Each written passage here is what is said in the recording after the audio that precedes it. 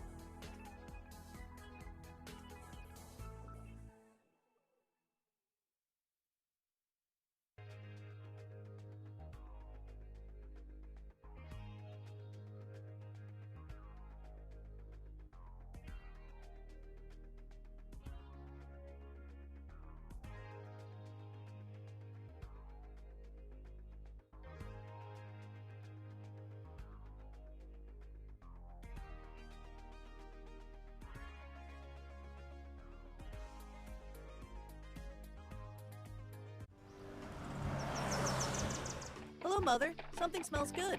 Good morning, sweetie. I'm making breakfast for you. Can you clean the bacon pan for me? Sure thing. No, Billy, don't do it. It's bad for your pipes and bad for the environment. Don't listen to him, Billy. Just pour it down the drain and forget about it.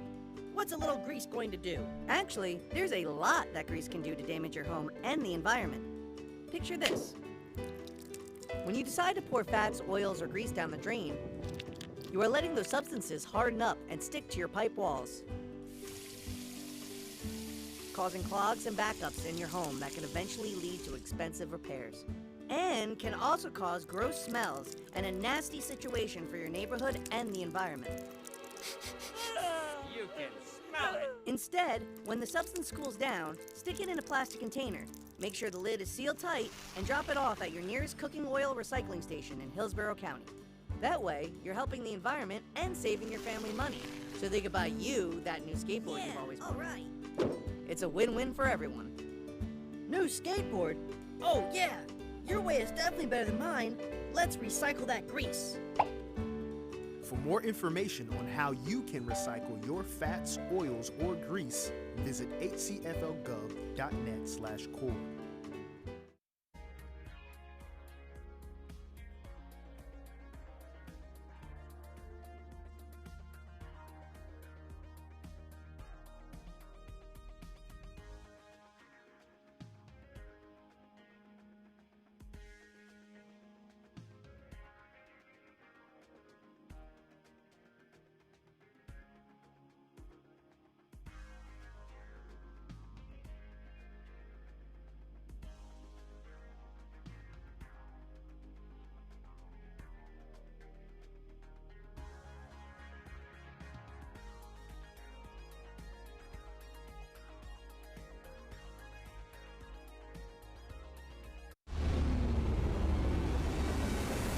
In a world he didn't create, one hero defends the county, eradicating diseased, blood-sucking terrors. One kick at a time.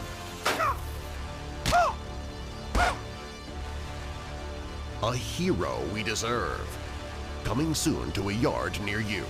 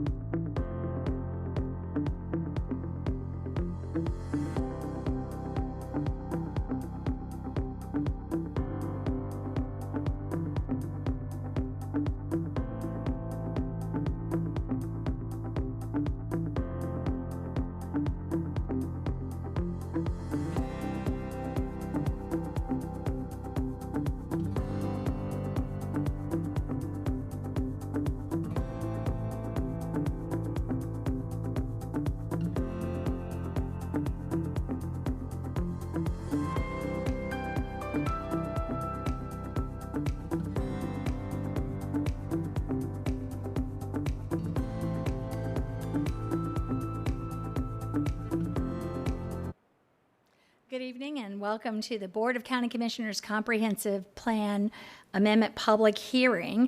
And at this time, we'll call the meeting to order and do a roll call, please. It's a hybrid meeting, by the way. So we have some people virtually, some people here. Kemp? Here.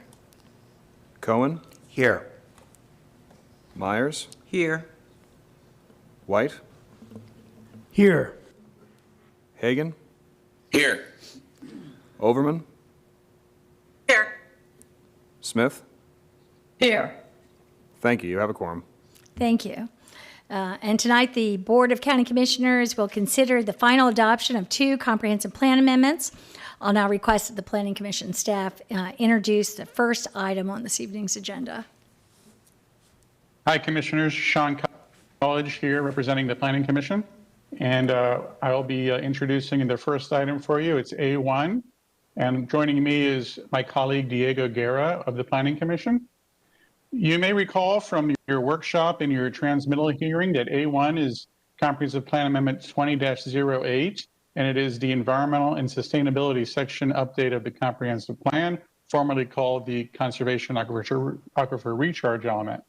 The development of this update was heavily coordinated, well coordinated with the Environmental Lands Acquisition and Protection staff, with Development Services Natural Resources staff, as well as with the Environmental Protection Commission.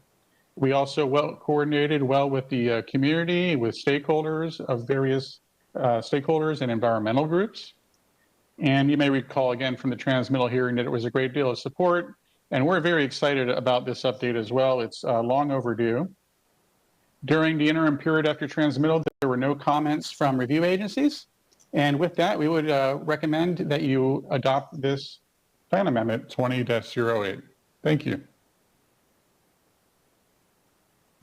Thank you. This is a public hearing with 3 minutes per speaker. As far as I know, we don't have anyone here for the public hearing. Is that accurate? That is correct. Okay, so we'll close the public hearing and we'll go to BOCC discussion.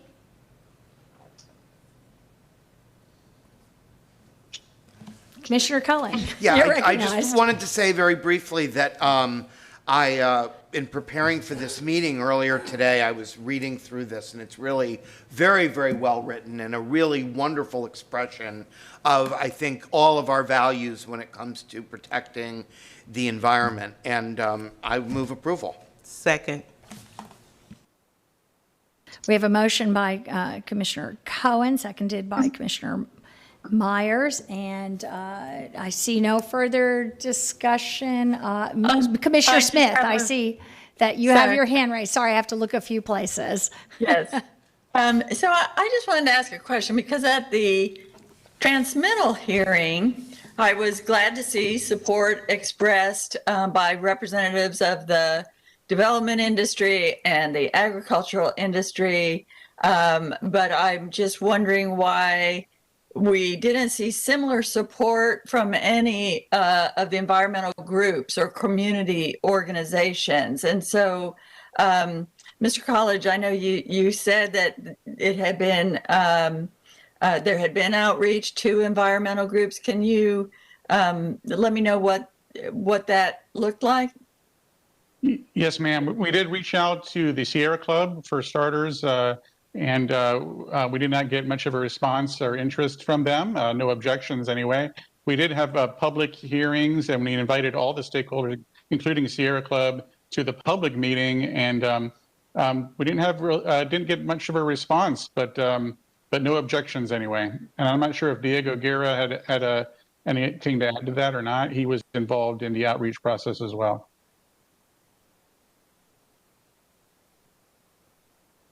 Okay. Did Mr. Guerra have anything to add? Diego, you're unmuted. Are you muted? I'm seeing a message that Diego is having computer issues, but I'm confident that my response was what he agreed with. Thank you. Because I am very concerned that when we do outreach to the so-called stakeholders, we really get a good balance and make sure that average community as well as special interests are involved. And I know EPC has a citizens environmental group. Audubon, of course, is another group. I mean, I'm of course going to support the amendment, but I would just like to challenge our planners with the updates that are being brought forward to do more public outreach and get creative about that, because after our last workshop, I guess this is in my mind because I was speaking with some members of the Waimama community after our workshop who, you know, when I was asking them about some of the things we were seeing there was, I was told that at their last community workshop, the group was about 40% developers and land use attorneys and representatives of the development industry.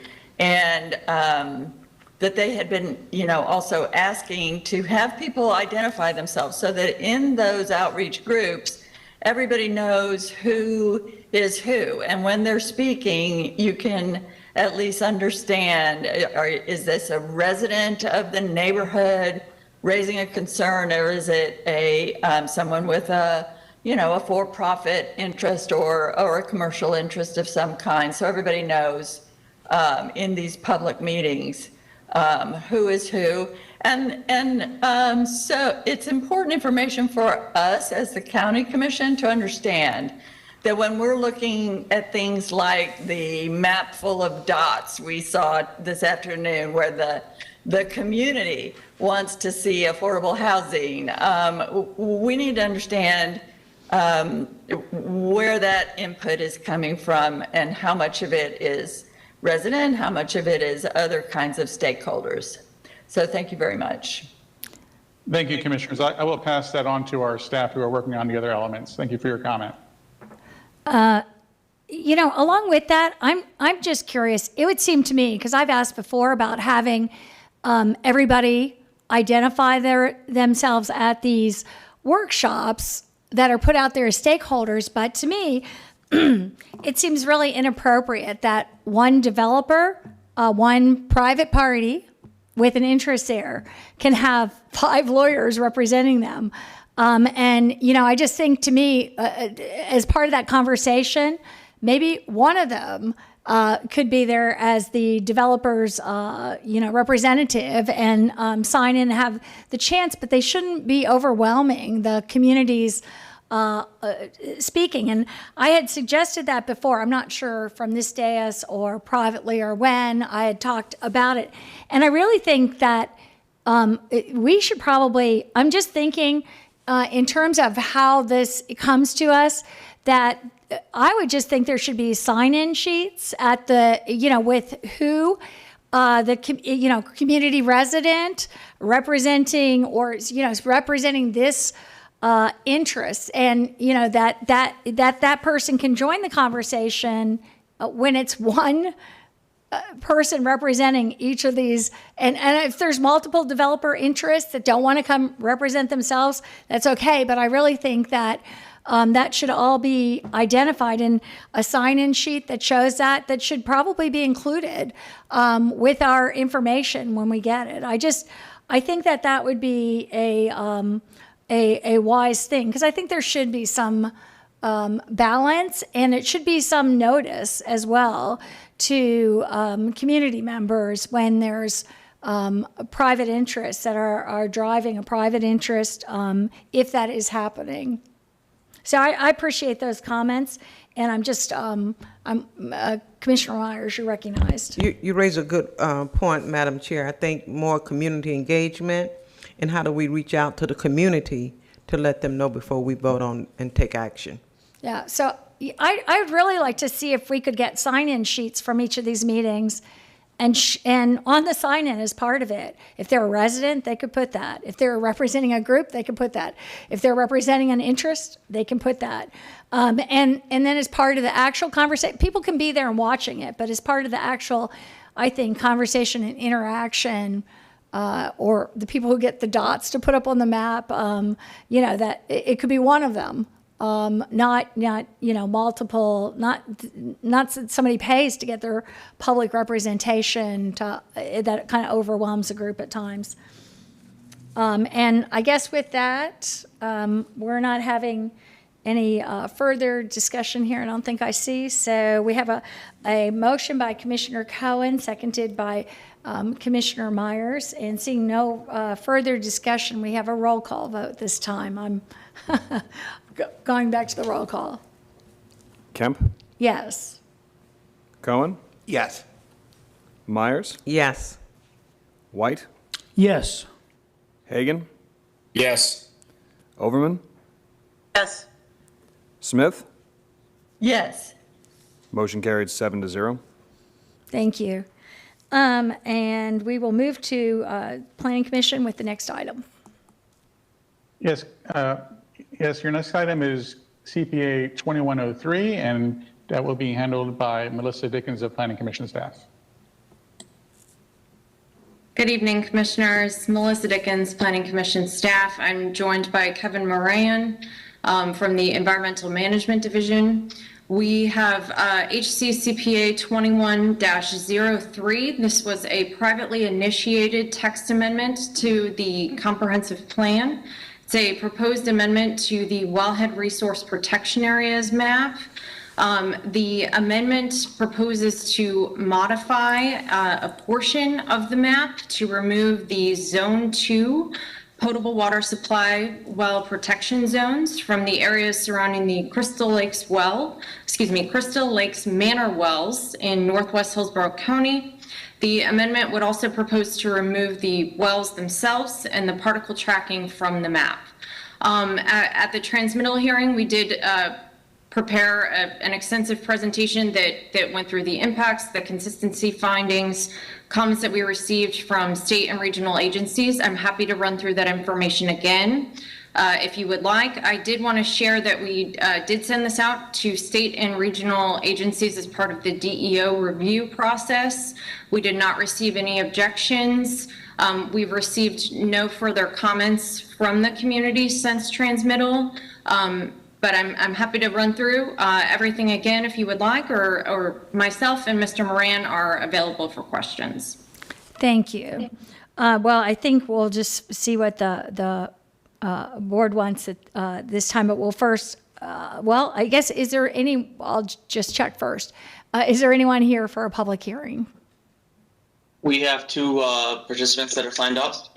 Okay, this is a public hearing, so I think because we have two citizens that have signed up, it would be important to I would think it would be important to make that presentation before they speak. Sure, I think, correct me if I'm wrong, but I think the two folks who are here are with the applicant team. I see Cami Corbett and Mike Alfieri, who are part of the applicant team. So if there's someone else, I'm happy to give the presentation, but did want to let you know for everyone's, the sake of everyone's time this evening. I know you guys have had a long day. Okay, I thought it was not the applicant. I thought it was otherwise, and so I thought it was important to have the presentation if that was the case.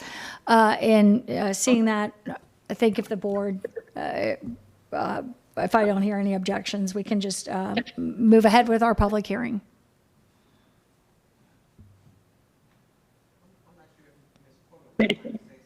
Ms. Corbett? Yes, okay. Cami Corbett with the law firm of Hill Ward Henderson representing the applicant here. Again, I'd like to compliment Melissa and her staff on the thorough job that they did with this review of this amendment. Really what's the matter that's before you is whether or not the Crystal Lake Manor wells are part of the public potable water supply at this time. And the presentation last time presented was very clear that everyone was in agreement those wells are no longer in use, and therefore not only is it appropriate to remove them from this map, there's no longer a legal justification for them to remain on the map or for the area to be designated within a Zone 2 protection area. The sole purpose of this map is to provide a graphic depiction of the wellhead protection areas. The wellhead protection regulations are strong and in place, and they're set forth in your One Water element and your land development code. There were some concerns at the prior hearing raised about adverse impacts to the environment by this amendment. There's no scientific evidence in the record that removing these from this map will have any adverse impact on the environment. And contrary, we provided hydrological evidence that there will be no environmental impact. And to the extent that there are commissioner concerns about a proposed rezoning case in the area, this is not the appropriate forum for those concerns. You will have an ample opportunity to review and understand the issues related to that rezoning case and be able to raise any concerns at that time. The sole question before you tonight is whether the Crystal Lake Manor wells are part of the public potable water supply, and if you find they're not, they should be removed from this map and the Zone 2 protection should be removed. Therefore, I respectfully request that you vote to adopt this amendment this evening. Thank you. And we also have Mr. Alfieri? Is that? Yeah, it's Alfieri. Sorry. Thank you. No, it's all right. It's all right. I greatly appreciate everybody for allowing me this opportunity to speak. Just to introduce myself, I'm Mike Alfieri. I work for Water Science Associates. I work pretty much up here in the Tampa Bay area for most of my work. I'm a licensed professional geologist in 13 states, and Florida is one of them. I'm one of 3 registered in the state of Florida as a professional hydrogeologist through the American Institute of Hydrology, and one of 5 that are registered as a certified groundwater professional through the National Groundwater Association. I've written many journal articles, peer-reviewed, and conference proceedings, presentations, and an academic textbook on the karst of Florida that's used at the university level.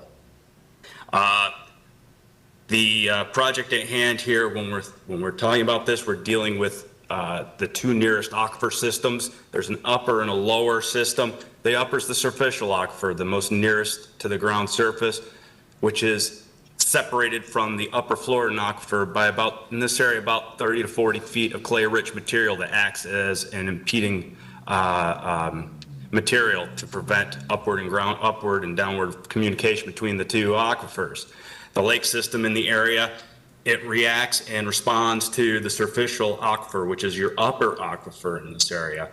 We're removing the Zone 1, or we would like to remove the Zone 2, but the Zone 1 protections would stay in place here, and those are quite robust. DEP has a 500-foot setback in these areas for public supply wells, and the county's LDC puts that up at a factor of 2 to 1,000 feet. There's no identifiable potable use wells, and if there are potable use wells, the vast majority of them are in that lower upper Floridan aquifer. The superficial is predominantly used for irrigation due to the iron content. You really don't have that in the lower aquifer system. So if you have any questions, I'm here. Feel free to ask me, but I will give my time up to the commission now. Thank you. Thank you. And we have no further public comment at this time? We do not. Thank you. So with that, we'll close the public hearing and move to board discussion. Move for approval. Second. Commissioner Myers has made a motion for approval, seconded by Commissioner White. And I do not see on either side, speak now, or I see no further comment on any of this. So if we could have a roll call vote. Kemp? Yes. Cohen? Yes. Myers? Yes. White? Yes. Hagan? Yes. Overman? Yes. Smith? Yes. Motion carried 7-0. Thank you. And now we have to do a vote for an ordinance for adoption of the comprehensive plan amendments that we moved tonight. Do we have a motion to do so? So moved. Second. We have a motion by Commissioner Cohen, seconded by Commissioner Myers to approve to vote for the ordinance for adoption of these comprehensive plan amendments. And with that, can we have a roll call? I don't see. Roll call vote, please. Kemp? Yes. Cohen? Yes.